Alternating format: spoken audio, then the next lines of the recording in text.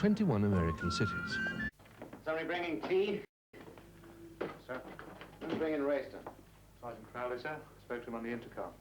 There was nothing in the car, just those bloodstains on the passenger seat. Rayston himself had a cut hand. Did you say how he'd cut it? Drinking a cup of tea, sir. Yeah, he's a saucy one. You know, I often have nightmares about the police uniform. But I think I might have very pleasant dreams about it now I've seen you inside one. I bet you don't wear regulation underwear, do you, dear, huh? Ah, Sergeant Crowley. Superintendent Taylor will be in a minute. You just about finished? Yes, sir. Flowers are for you, sweetheart. No, thank you. I don't know. No one seems to want them. It's a pity I haven't been to the races today, Sergeant. I wonder why the superintendent chose you to bring me in. Thank you, sweetheart. It's very comfortable.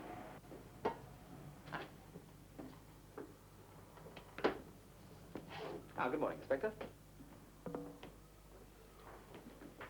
This is about all we found so far in the car, sir. They need watering badly, don't they? Do you cut these or buy them? Well, don't you know where they came from, Inspector? I'm a superintendent now. I don't think we've ever met before, have we? Well, we've never been formally introduced, but I know you by reputation, of course.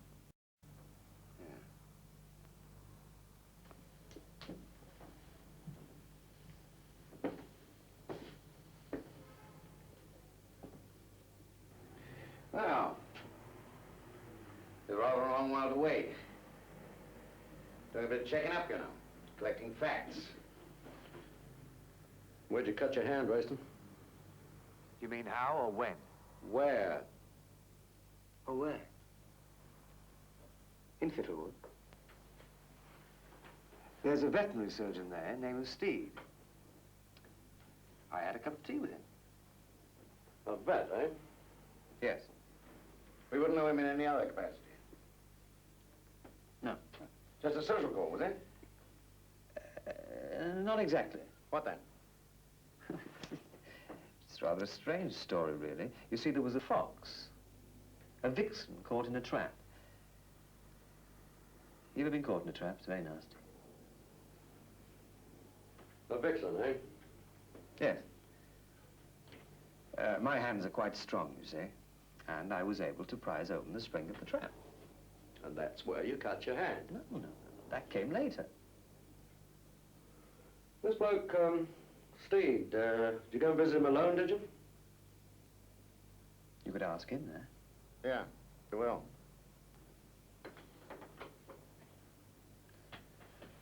Well, I took the vixen to him, you see. What time was that? About midnight, I should think. And he took her into his surgery and put her to death.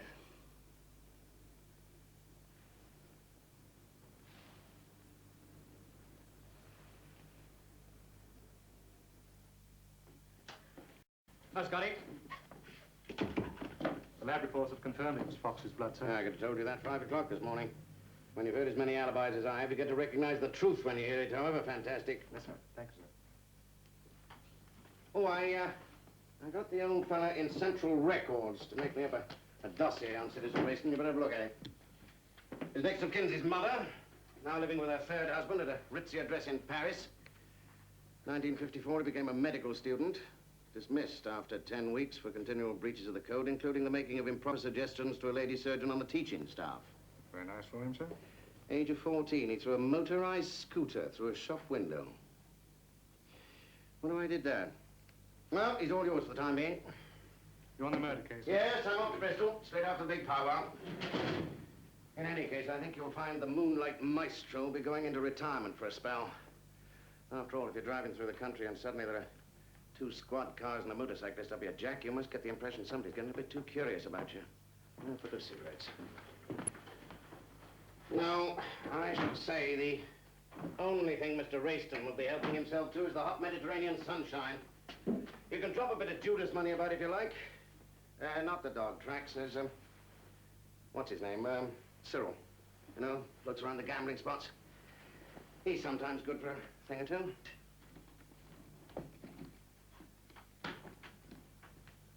But don't lose any more sleep over it.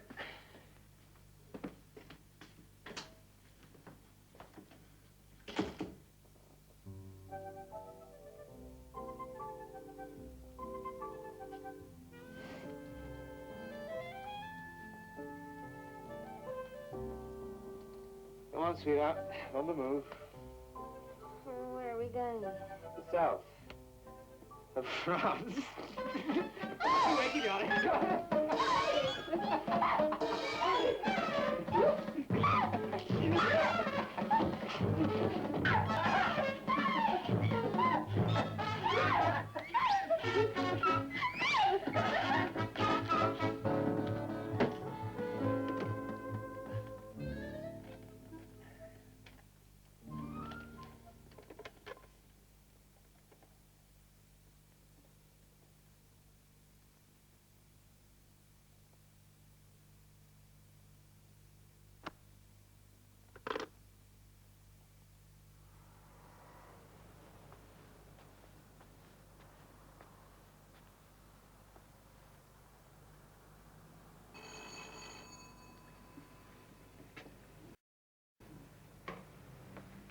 Yeah?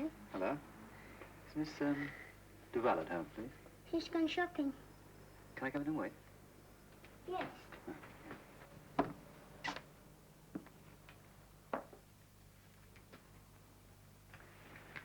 Who's winning the war, son? Huh? Who's winning the war? Nobody. Why not? Don't know. You don't know? Well, look, you have goodies and baddies, right? I'm a goodie. You're a baddie. Right? I'm a goodie. I'm a goodie, you're a baddie. I'm a goodie. So, I'll show you how to bum your foot. Bum me? Bum me? Huh?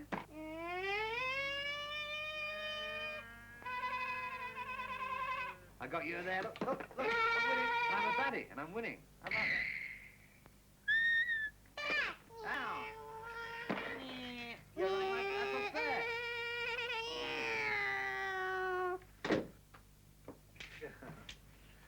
I didn't see that. Didn't disturb you. I was enjoying it too much. Did you buy the ice cream? Yes. Goodie. Would you like to stay to lunch? It's ice Yes, thanks. cream. Who has spilled all that sugar on the floor? I'm just trying to make a barricade. Yes, well, there won't be any ice cream for lunch. I spent hours tidying it up this morning. May I have some ice cream? Do take off your coat. I'm afraid there won't be much, but what there is, you're welcome to.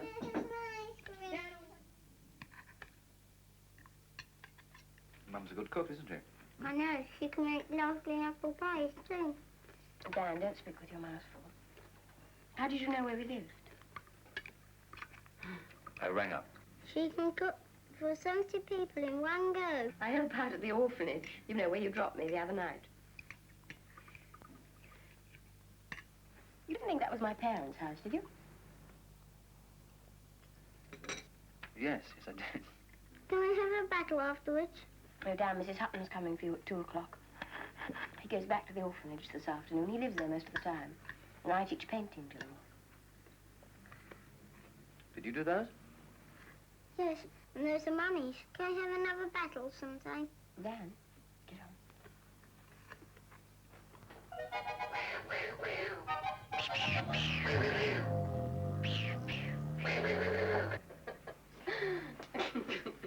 Well, what about his father? Oh, I knew him for about 14 hours. I was an art student and he was a student of economics. We met at a party and we said goodbye after breakfast in a house. I don't even remember where it was now. Did you ever see him? No. I was just a girl he met at a party. You don't regret it? Well, I think my parents are a bit disturbed that their grandson is a bastard. But when he's such a nice little bastard, I don't think it matters much. Will you hang on a minute while I change? Where are you going? Work? My town work. What's that? I'm a door-to-door salesman. Selling what? Well, books, encyclopedias. You'll find a sample there on the desk. It's a bit tough on the old plates, isn't it? Well, I need the money. Don't they pay you enough for the orphanage? Can't you work there full time? Well, I prefer Dan and I to have a real home. Besides, you don't get anything for nothing, do you? Sometimes I can make as much as 14 quid in a week. Look, Joanne, why don't we take the car and go to the country? When? Now. I can't. I haven't sold one single encyclopedia this week. Well, that's easy. I'll buy 4 sets. Oh. I mean it, I'll buy 10. What do you think I am? Another vixen caught in a trap, waiting to be rescued?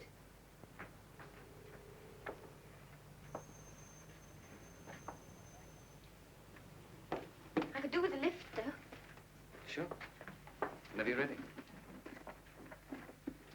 Oh, I hope you understand about the books. It's just that if I start missing days, well, it makes it just all the more difficult the next time. Sure, I understand. I would like to buy one set, though. Okay. Well, terms or cash? Peter? Peter, darling?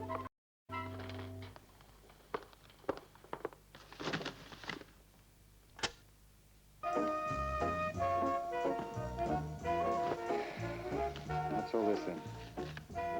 Good? It ought to be. It costs the earth. And here are some ridiculously expensive shirts. For you. What do I want shirts for? We're going to the south of France, aren't we?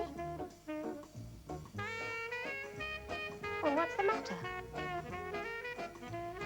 We're still going, aren't we? Yes, we're going. Well, what's that thing? Nothing.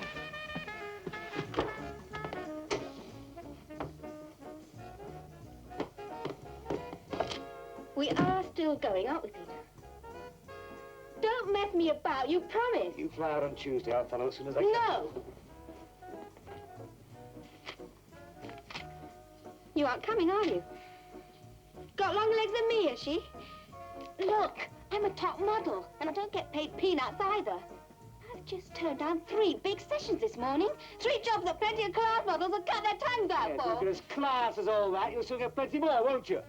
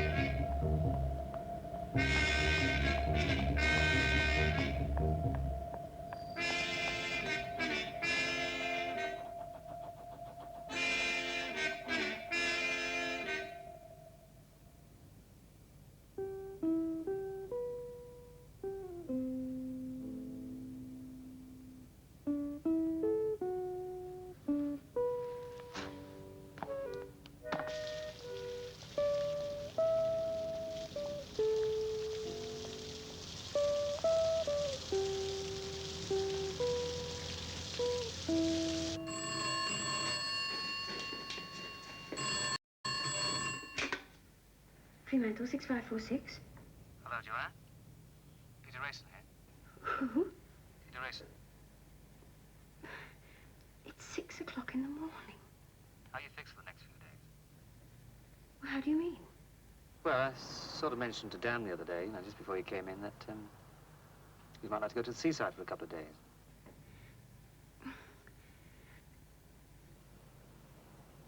Joanne, you still there? Yes. Look, have you both got passports? No. Oh, well, there are plenty of beaches in this country. There's a little pub I know in Dorset. Look, I mean, Well, what's the point of staying in London when you can be lazy on a beach somewhere? because I've got 2 jobs in London. Look, it's sweet of you to offer, but, Oh, you be very sweet and accept it. Peter, I can't. Oh, come on, no such word as can't. And I'm afraid there is such a word. I can't. Okay.